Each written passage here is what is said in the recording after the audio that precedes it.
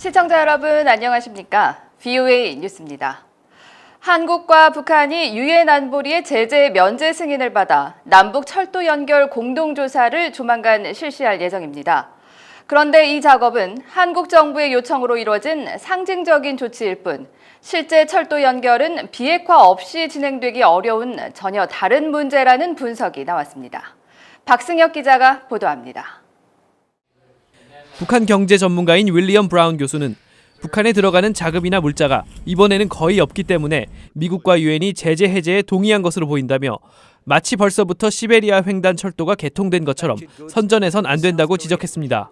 As it's kind of a ceremony, maybe that's okay, but it's important to keep facts straight, make very clear what is happening and what is not happening. 이어 실제로 공사를 추진한다면 누가 얼마나 내야 하는지 그에 따른 엄청난 비용 내역이 정확히 공개돼야 한다고 말했습니다. We have to keep our expectations low and be realistic about it, about what North Korea needs to do, about the expenses involved, who's going to pay for it. 제재 예외 인정은 실수라는 반응도 나왔습니다. 북한의 버티기 전술에 결국 국제사회가 또 양보를 했다는 지적입니다.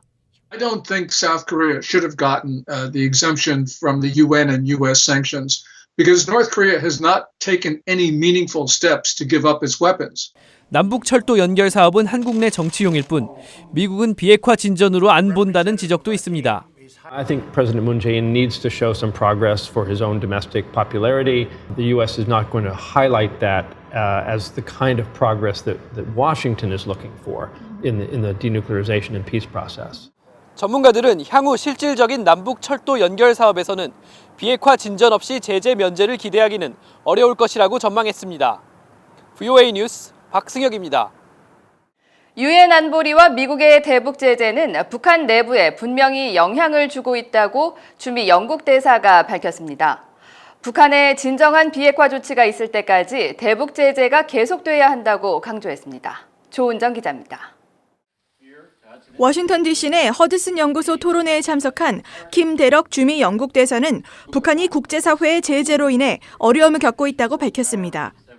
평양에 있는 영국 대사관을 통해 대북 제재에 따른 북한 내 상황을 파악하고 있다는 것입니다.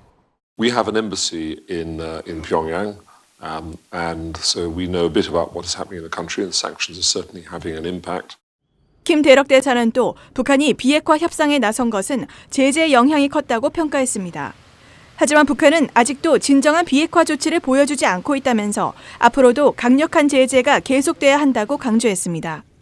You've had an historic summit between the two presidents, but we haven't seen yet real denuclearization happen in North Korea, and until we do, we think that sanctions need to continue.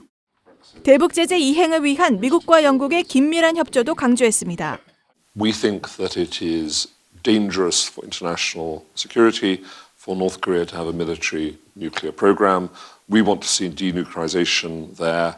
앞서 영국 정부는 미국 정부와 함께 지난 16일 런던에서 민간 보험업계와 회의를 열어 북한의 불법 해상 활동 차단 방안을 협의했습니다. 또 최근 영국 의회는 북한의 사이버 공격을 국가 기반 시설에 대한 위협 가운데 하나로 꼽으며 미국과의 공동 대응의 필요성을 강조하기도 했습니다. VOA 뉴스 조은정입니다. 현재 미한 연합군사훈련이 기존과 다른 방식으로 이루어지고 있으며 대대급보다 높은 훈련은 한반도 밖에서 한국군을 초청해 이루어지고 있다고 로버트 브라운 미 태평양 육군사령관이 밝혔습니다. 브라운 사령관은 디펜스 뉴스 인터뷰에서 최근 하와이와 워싱턴주에서 일부 상황을 놓고 훈련을 했으며 한국군이 초청됐다고 말했습니다. 다만 많은 병력이 올 수 없어 한국에서 훈련할 때만큼 좋진 않지만 훈련을 안 하는 것보다는 분명히 더 낫다고 강조했습니다. 러시아에서 북한인 한 명이 거액의 달러를 항공편을 이용해 북한으로 밀반출하려다 붙잡혀 구금됐다고 현지 언론 등이 보도했습니다.